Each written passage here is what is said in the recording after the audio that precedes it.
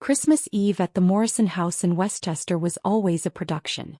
Mom went all out, 12-foot tree in the foyer, professionally decorated, catered appetizers from Manhattan, champagne flowing from the moment guests arrived at 6 p.m.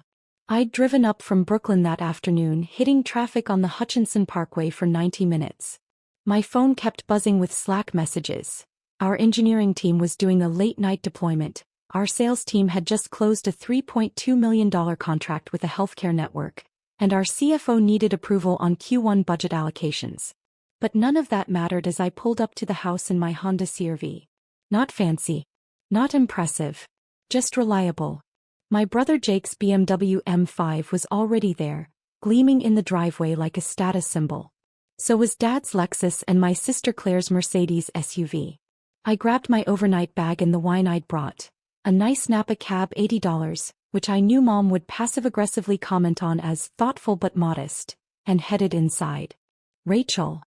Mom appeared in a red cocktail dress and heels. She looked me up and down with barely disguised disappointment. You wore jeans. I glanced at my outfit, dark jeans, a cream cashmere sweater and boots. Hi Mom. Merry Christmas. We have guests. The Andersons, the Chens, the Williamses.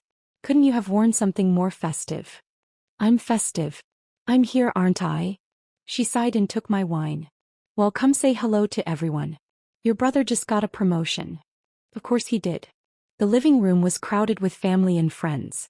Dad held court by the fireplace, discussing his latest real estate development, luxury condos in Manhattan.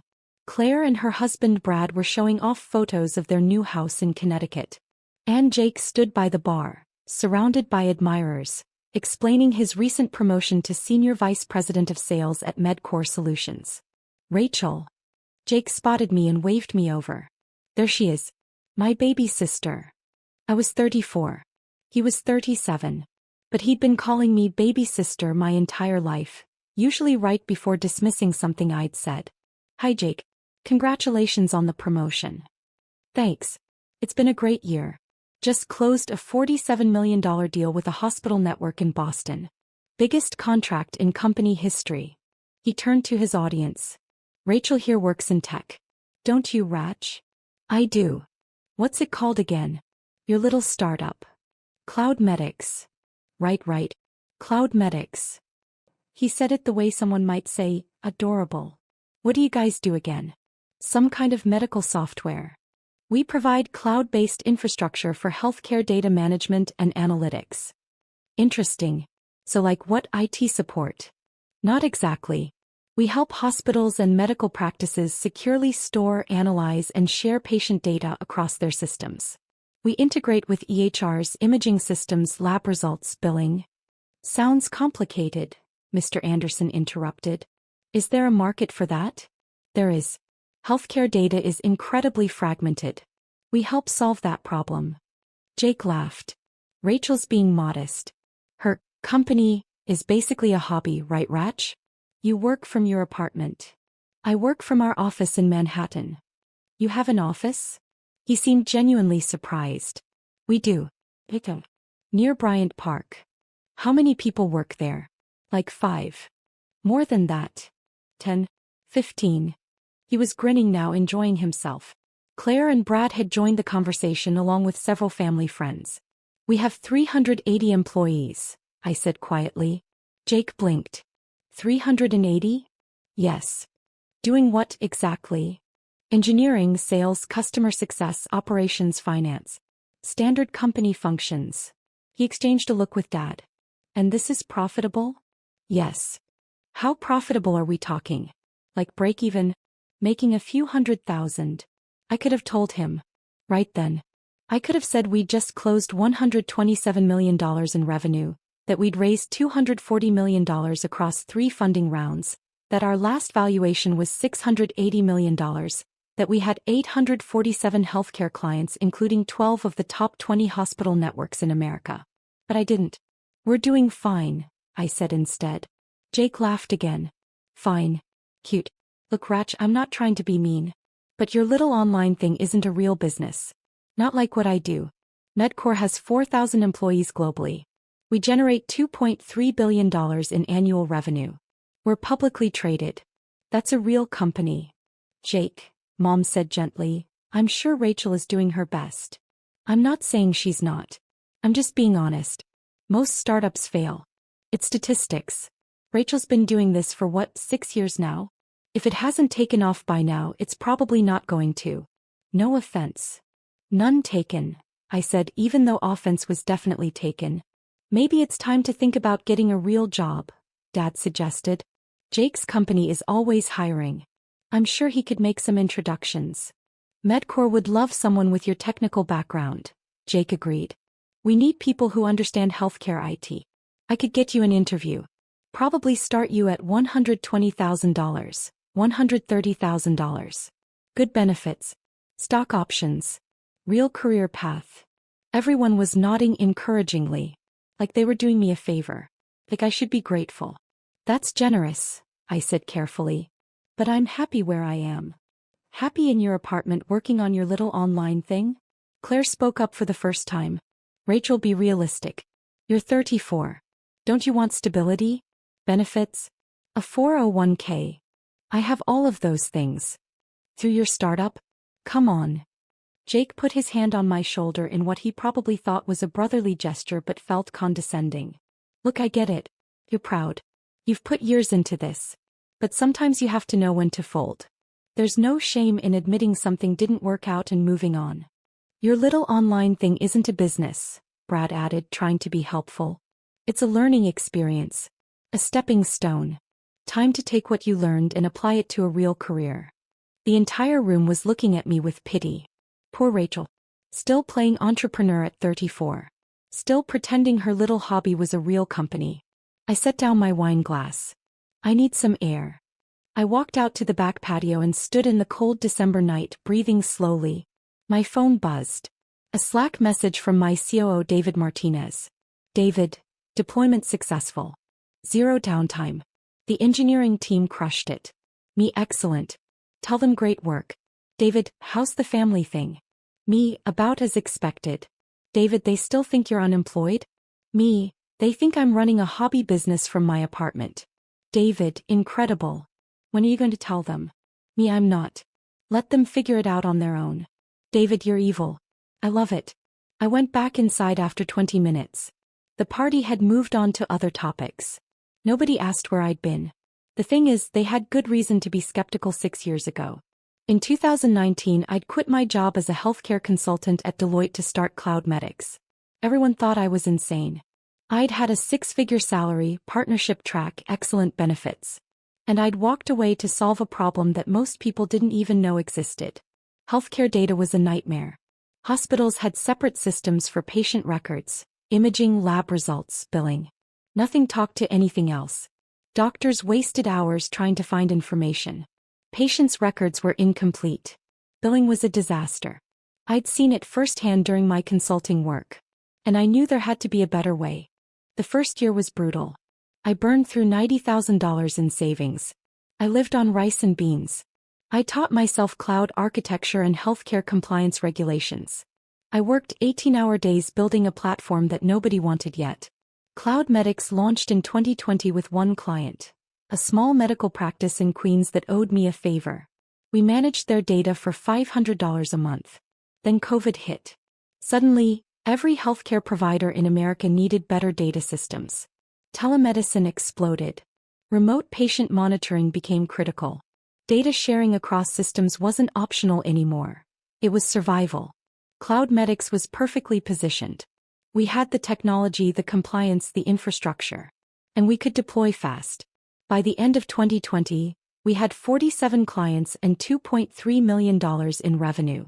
By 2021, we had 230 clients and $23 million in revenue.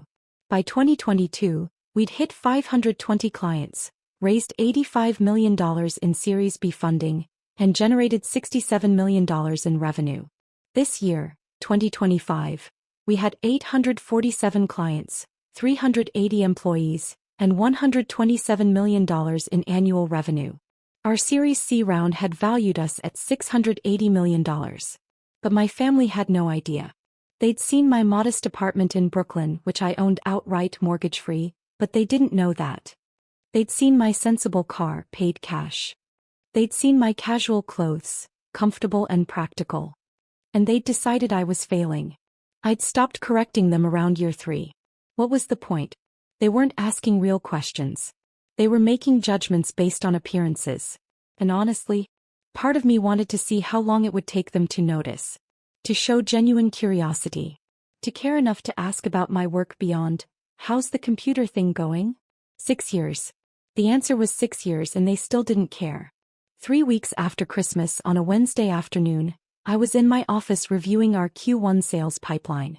We had 17 deals in late-stage negotiations, including 3 enterprise contracts worth $10+ million each.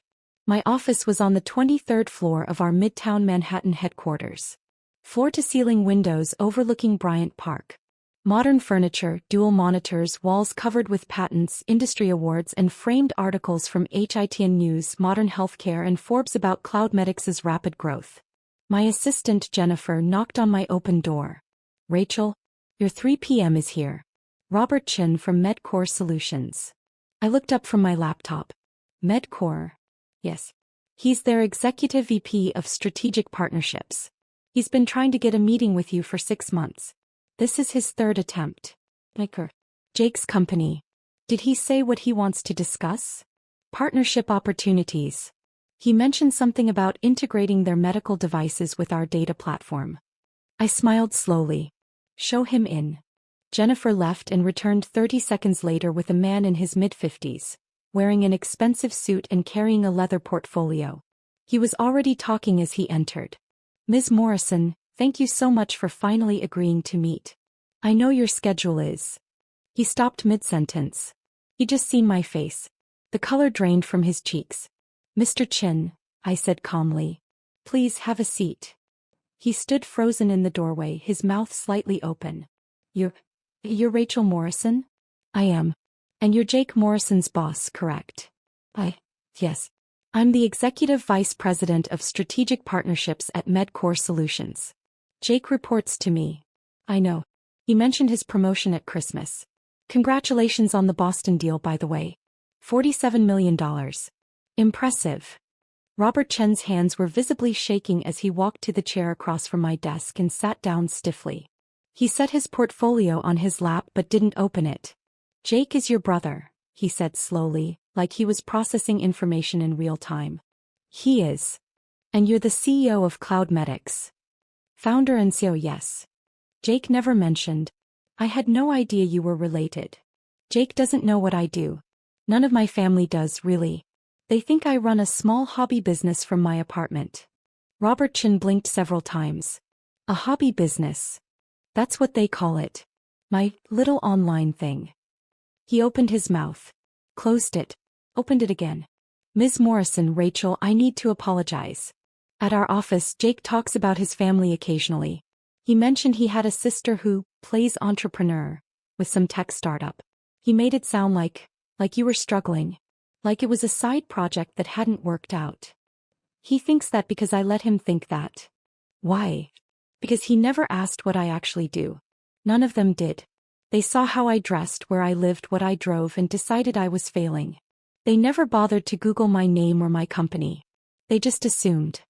Robert Chin ran his hand through his hair. "Oh my God. Jake has no idea that Cloudmedix is worth $680 million? No, he doesn't.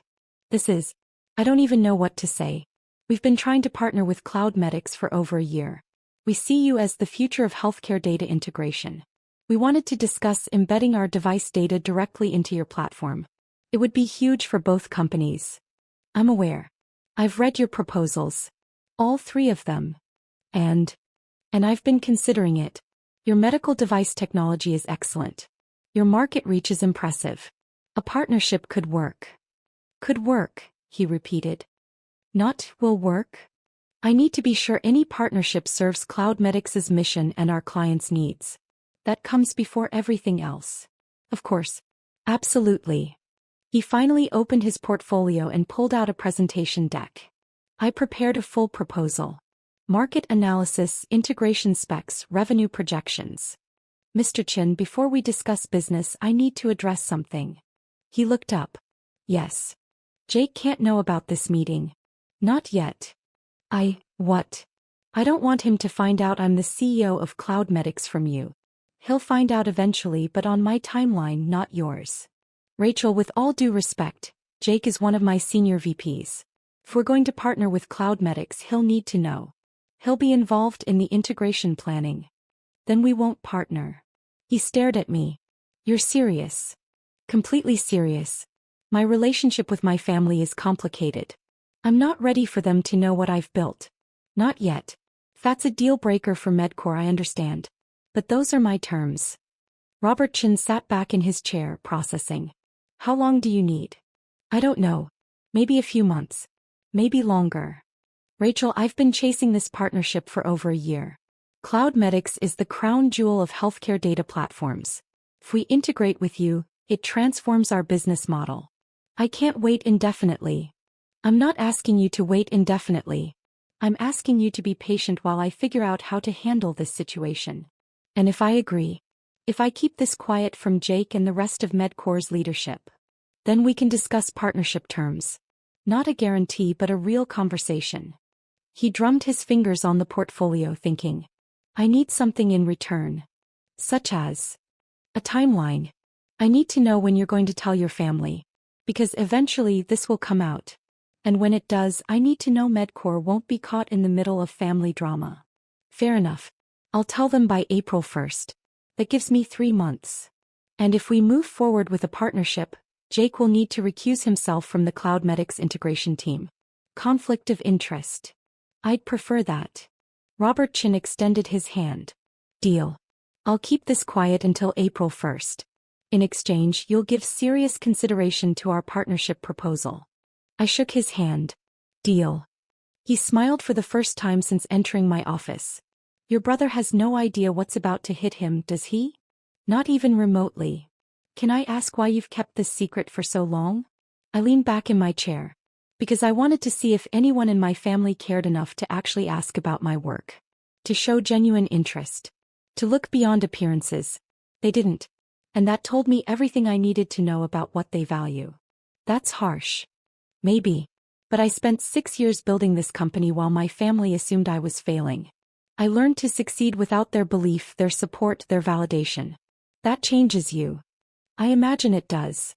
He stood up. I'll send over our updated proposal by Friday.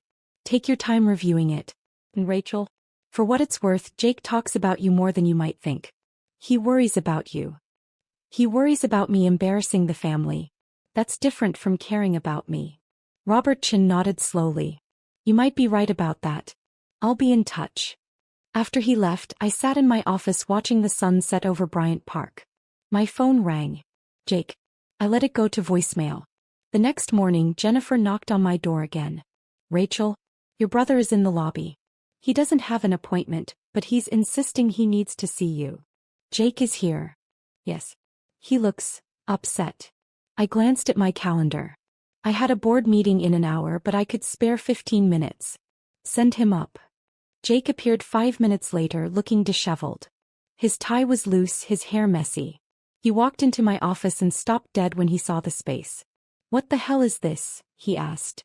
My office. Please sit down. Your office. He was looking around like he'd entered another dimension. At the windows, the furniture, the awards on the walls. This is your office. Jake. This is where I work.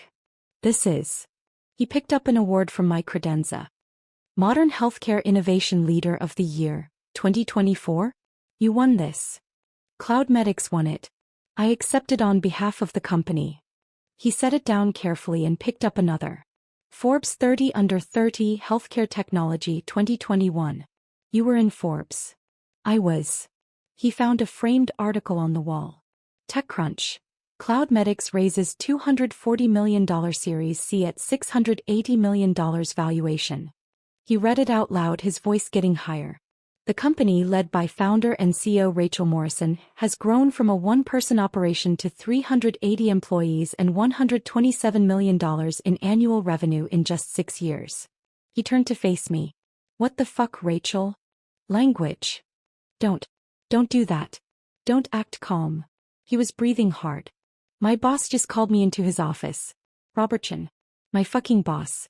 He told me he met with you yesterday. He said you're the CEO of CloudMedics. He said you've been the CEO this entire time. He said our company has been trying to partner with your company for a year. All true. Why didn't you tell us? You never asked. That's bullshit. We asked about your work all the time. You asked if I had a job. You asked when I was going to get a real career. You made fun of my little online thing. You offered to get me an entry-level position at your company. That's not asking about my work, Jake. That's dismissing it. He ran his hands through his hair. At Christmas I said, oh God, I said your startup wasn't a real business. You did. In front of everyone. Yes. And you just let me. I did. Why? I stood up and walked to the window. Because I wanted to see if you cared enough to look. To ask one real question about what I was building. To show actual interest in my life instead of judging it based on appearances. We cared. We were worried about you. You were embarrassed by me. There's a difference. That's not fair. I turned to face him. Jake, you work in healthcare technology sales. CloudMedics is one of the biggest names in healthcare data platforms. We've been in the news constantly for the past 3 years. We've won awards. We've raised hundreds of millions in funding. We're your industry. And you had no idea I founded the company. That's not caring. That's not even basic curiosity. He sat down heavily in the chair across from my desk. Oh my God. Christmas I offered to get you a job. At MedCore.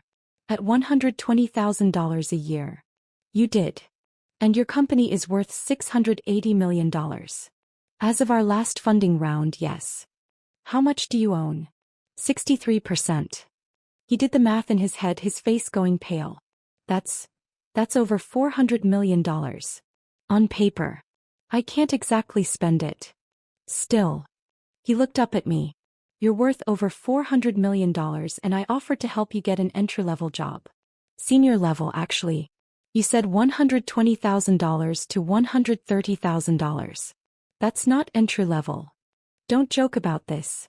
I'm not joking. I'm pointing out how absurd the situation is. You assumed I was failing without knowing a single fact about my company. About my revenue, my clients, my employees, my growth. You just decided I was pathetic and treated me accordingly. I never said you were pathetic. You said my work wasn't a real business. You said most startups fail and it was time to give up. You said I was still playing entrepreneur at 34. What's the difference? Jake covered his face with his hands. I'm such an asshole. You are. But you're not alone. The entire family thinks the same thing. Does Mom know? Dad? No. They think I run a hobby business from my apartment just like you do. When are you going to tell them? Eventually. When I'm ready. Rachel, this is huge. You can't keep this secret forever. I can keep it as long as I want. It's my company, my success, my choice. He looked at me with something like desperation. What can I do? How do I fix this? You can start by actually asking about my work. Real questions. Not judgmental comments disguised as concern. Questions that show genuine interest in what I'm building and why it matters. Hey, yes. He took a breath. Tell me about CloudMedics. What do you do? How does it work? I spent the next 45 minutes explaining my company to my brother. For the first time in 6 years he actually listened. He asked questions. Real questions about our technology, our business model, our clients, our growth strategy. By the end he was shaking his head in disbelief. You built all of this. By yourself. While we all thought you were failing. I had help. Great employees, supportive investors, early clients who took a chance. But yeah, I built it. I'm so sorry, Rachel. For Christmas, for all of it. I should have believed in you. You should have been curious about me. Belief without knowledge is just blind faith. Fair point. He stood up. Can I tell you something? Go ahead. Robert Chin. My boss, he's been obsessed with partnering with CloudMedics for over a year. He brings it up in every leadership meeting. We need to integrate with CloudMedics. They're the future of healthcare data. I had no idea he was talking about your company. I had no idea my little sister was the CEO he couldn't stop talking about. How does that feel? Honestly, surreal. And humbling. And like I've been the world's biggest idiot for 6 years. Only 6 years. I'd say it's been longer than that. He laughed a real laugh. You're going to hold this over me forever, aren't you? Absolutely. I deserve it. He walked to the door then paused. Are you going to partner with Medcore? I'm considering it. Your technology is good. But I need to make sure any partnership serves my clients first. Of course. That makes sense. He hesitated. For what it's worth, I'm proud of you. I should have said that years ago. I'm proud of you. Thanks, Jake. When are you going to tell Mom and Dad? Soon. Maybe at Easter. I haven't decided. They're going to lose their minds. I know. After he left, I sat in my office for a long time processing. My phone buzzed. A text from David Mysu. David, how'd it go with Jake? Me, about as expected. He's in shock. David, is he going to tell your family? Me, I asked him not to. We'll see if he can keep his mouth shut. David, $20 says he tells everyone within 48 hours. Me, deal. I think he'll last at least a week. Jake lasted 3 days. On Saturday morning my phone started blowing up. Mom, Dad, Claire. Everyone calling at once. I let them all go to voicemail. Finally Mom left a message. Rachel Marie Morrison, Jake told us everything. About your company, about your office, about your valuation. Why didn't you tell us? Call me back immediately. I called David instead. You owe me $20, he said immediately. Yeah. Jake cracked. 3 days. I'm actually impressed he lasted that long. What should I do? About what? My family. They all know now. So, let them process it. You don't owe them an immediate explanation. They're going to want to talk. Of course they are. But that doesn't mean you have to drop everything to make them feel better about underestimating you for 6 years. Take your time. He was right. I spent the weekend ignoring calls and texts. By Monday I had 43 voicemails. On Tuesday I finally texted the family group chat. Me. I'm aware Jake told you about Cloud Medics. I'll come to Sunday dinner to discuss. Until then, please give me space. Sunday dinner at my parents' house was the most awkward meal of my life. Everyone was there. Mom, Dad, Jake, Claire and Brad. All sitting around the dining table staring at me like I was a stranger. So, Dad said after 20 minutes of painful small talk. Cloud Medics. Yes. $680 million valuation. That was our Series C round, yes. You own 63%. I do. That makes your stake worth roughly $428 million. On paper. I can't access that money unless we have a liquidity event. Mom set down her fork. Why didn't you tell us? You never asked. That's not an answer. It's the only answer I have, Mom. For 6 years I talked about my company at every family gathering. And every time you dismissed it. You called it a hobby. You suggested I get a real job. You compared me unfavorably to Jake and Claire. You never once asked what I was actually building. Because you lived in a tiny apartment. Claire interjected. You drove an old car. You dressed like a college student. How were we supposed to know you were successful? By asking. By showing curiosity. By caring enough to look beyond appearances. Dad shook his head. This feels like a test we didn't know we were taking. It wasn't a test. It was just life. My life. And you weren't interested in it. That's not fair, Mom said. We love you. We've always loved you. You loved the version of me you wanted me to be. You didn't love, or even try to understand, the person I actually was. Jake spoke up. She's right. I offered to get her an entry-level job at Medcore. At Christmas. In front of everyone. Like I was doing her a favor. I'm the senior VP of sales at her company's potential partner, and I didn't even know she existed. That's different, Dad said. How? Jake works in medical devices, not healthcare data. It's a different sector. Dad, Cloud Medics is in every major healthcare trade publication. We've been featured in Forbes, TechCrunch, Modern Healthcare. Rachel won Healthcare Innovation Leader of the Year. If I'd cared enough to pay attention to my own industry, I would have known who she was. The table went silent. So what happens now? Claire asked quietly. Now. I looked around at my family. Now you know the truth. I built something extraordinary while you all assumed I was failing. That changes our relationship. How? Mom asked. I don't know yet. I need time to figure out how to be part of this family now that you know who I actually am. We've always known who you are, Dad protested. No, you didn't. You knew who you assumed I was. Those are very different things. 6 months later, CloudMedix partnered with MedCore Solutions on a landmark integration project worth $85 million over 5 years. Robert Chin led the negotiations. Jake recused himself from the project due to conflict of interest. The partnership was announced in the Wall Street Journal. The article mentioned that I was Jake Morrison's sister, a detail that apparently shocked several people in the healthcare tech industry who knew us both. My family and I are still rebuilding. Slow, awkward work. Mom asks about the company now. Real questions about our technology and our clients. Dad reads every article about CloudMedix and sends me thoughtful emails. Claire and I have coffee once a month where we actually talk, not just exchange pleasantries. Jake became my biggest advocate. He tells everyone at MedCore about his genius CEO sister. It's a little much, but I appreciate the enthusiasm. Last month, Forbes ran a profile on me, the healthcare tech CEO who built a $680 million company in silence. They interviewed my family. Jake said, I underestimated my sister for years. That's my biggest regret. She taught me that quiet competence builds empires. Mom said, we didn't see what was right in front of us. We won't make that mistake again. Dad said, my daughter succeeded despite us, not because of us. That's something I have to live with. I framed all 3 quotes. Not because I needed their validation, I'd stopped needing that years ago. But because they were finally telling the truth. And truth, even delayed, is worth celebrating.